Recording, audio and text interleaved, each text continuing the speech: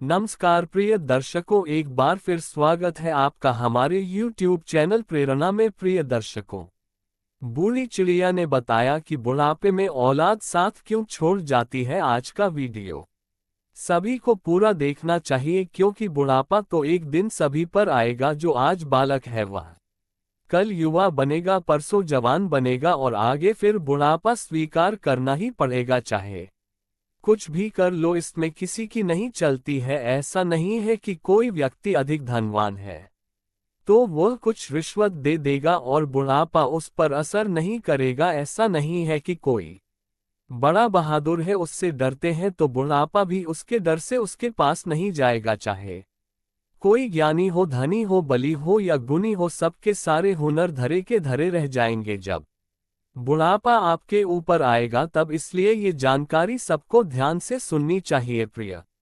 दर्शकों, आपको इस वीडियो से पता चलेगा कि औलाद बुढ़ापे में साथ क्यों छोड़ जाती है।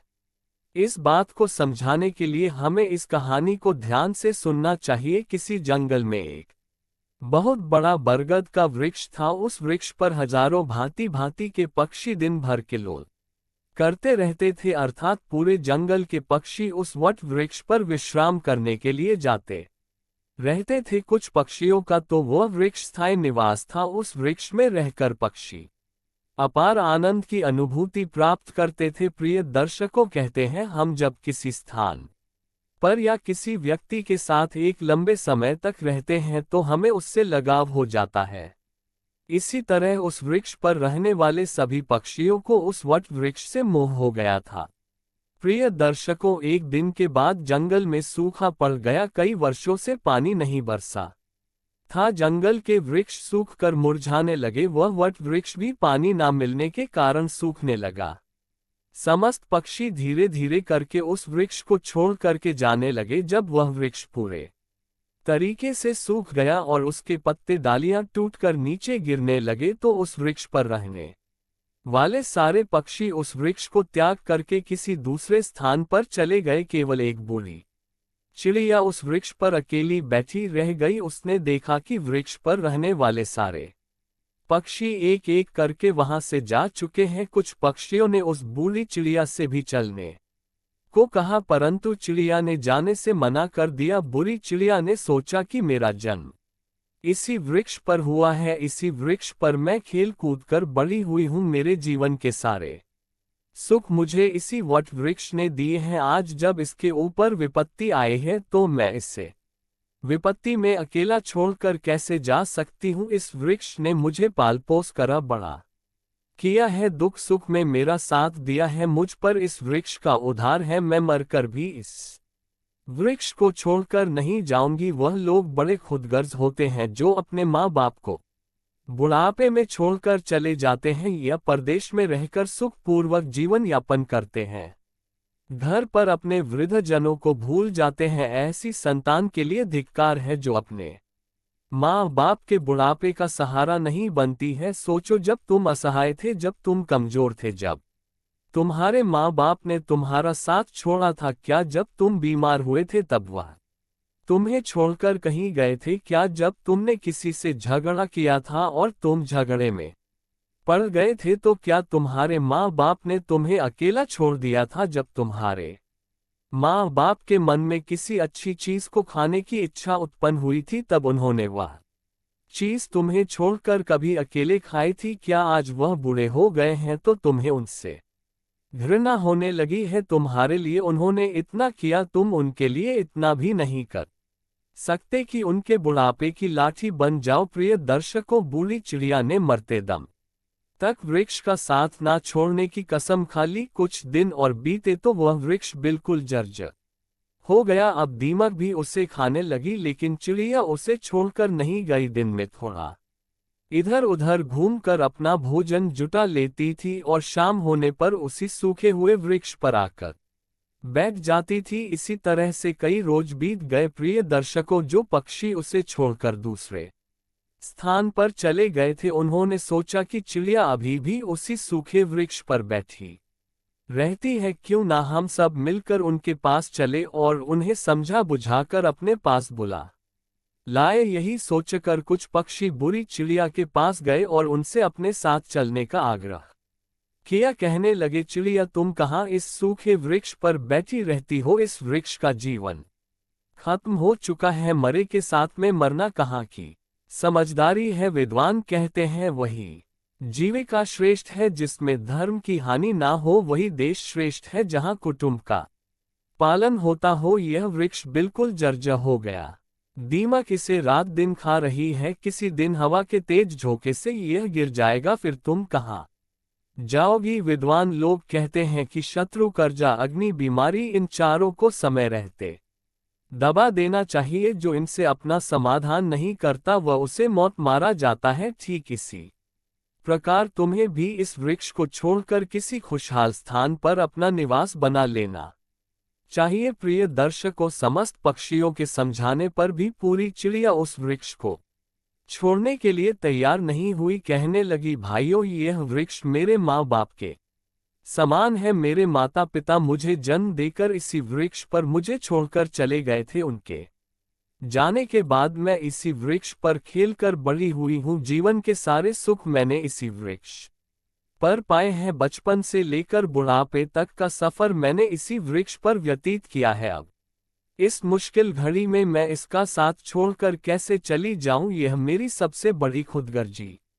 होगी, क्योंकि कहते हैं भक्त, सेवक और शरणागत जो ये कहता हो कि मैं आपका ही हूँ, तो इन लोगों को संकट पड़ने पर भी नहीं छोड़ना चाहिए। जो इन्हें संकट पड़ने पर छड़ जाता है उसे बहुत बड़ा पाप लगता है, और जिसने अपना पालन पोषण किया हो, दुख में साथ ना छोड़ा हो, जो ऐसे माता पिता को छोड़ता है तो वह जन्य अपराध का भागी होता है। उन संतानों को कभी मनुष्य की योनि में जन्म नहीं मिलता। चिड़िया ने कहा, मैं अपनी मृत्यु तक इसी वृक्ष पर रहूंगी। आप लोग जाए यहाँ, मैं यहाँ नहीं जाना चाहती हूँ।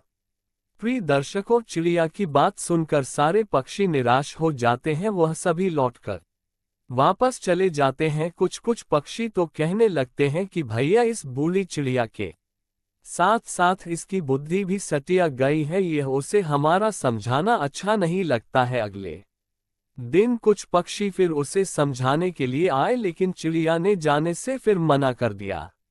इस बार सारे पक्षी लौटकर अपने घर नहीं गए। वह सभी पक्षी सीधे भगवान विष्णु के पास पहुंचे और उन्हें सारी बात बता दी। हे भगवान, हम जिस वन में रहते हैं वहां कई वर्षों से पानी नहीं बरसा है। पूरा जंगल पानी से वंचित है। सारे पेड़ पौधे सूख चुके हैं। जंगल के सभी जीव जंतु जंगल छोड़कर दूसरे स्थान पर चले गए हैं। पर दुख की बात ये है कि जिस बरगद के पेड़ पर हम लोग रहते थे, उसी वृक्ष पर एक बूढ़ी चिड़िया भी रहती थी। हम लोग तो चले गए, पर वह चिड़िया अभी भी उसी वट वृक्ष पर बैठी हुई है। वह उस वट वृक्ष को छोड़कर कहीं नहीं जाना चाहती। वृक्ष सूखकर जर्जर हो चुका है, वह कभी भी गिर सकता है। हम लोग उन्हें समझाने गए थे, पर वह फिर भी उस वृक्ष को छोड़ने के लिए तैयार नहीं हुई। वह कह रही थी कि मरते दम तक मैं इस वृक्ष का साथ नहीं छोड़ूंगी। इसीलिए है भगवान, आप स्वयं चलकर उन्हें समझा दीजिए, शायद वह आपका कहना मान जाए। प्रिय दर्शकों, पक्षियों के निवेदन को भगवान विष्णु ने स्वीकार कर लिया और भगवान विष्णु उन पक्षियों के साथ उस वन में जाकर उस बूढ़ी चिड़िया को समझाने लगते हैं। भगवान विष्णु कहते हैं, हे चिड़िया रानी, मैं तुम्हें समझाने आया हूँ। यह वृक्ष बहुत ही ज्यादा जर्जर स्थिति में पहुंच गया है। इसकी डालियां सूखकर गल चुकी है। इस पर छाया के लिए एक भी सूखा पत्ता नहीं बचा है, और आप भी बहुत बूढ़ी हो चुकी हो। किसी दिन ये वृक्ष गिर गया तो आपकी मृत्यु हो सकती है। इसलिए इस वृक्ष को छोड़कर किसी सुरक्षित स्थान पर चली जाए। प्रिय दर्शकों, भगवान विष्णु की बात सुनकर बूढ़ी चिड़िया कहने लगी, हे भगवान, बात बताओ, जब मेरा जन्म हुआ था तो मेरे माता पिता मुझे इसी वृक्ष पर छोड़कर स्वर्ग सिधार गए थे। मैं जब असहाय थी तो मुझे इसी वृक्ष ने पाल पोस करा बड़ा किया। मैं इसी पर खेली कूदी हूँ। इसी पर रहकर मैंने सारे सुख उठाए हैं। इसी वृक्ष पर रहते रहते मैं बूढ़ी हो गई। मेरा पूरा जीवन इसी वृक्ष की छांव में बीता है।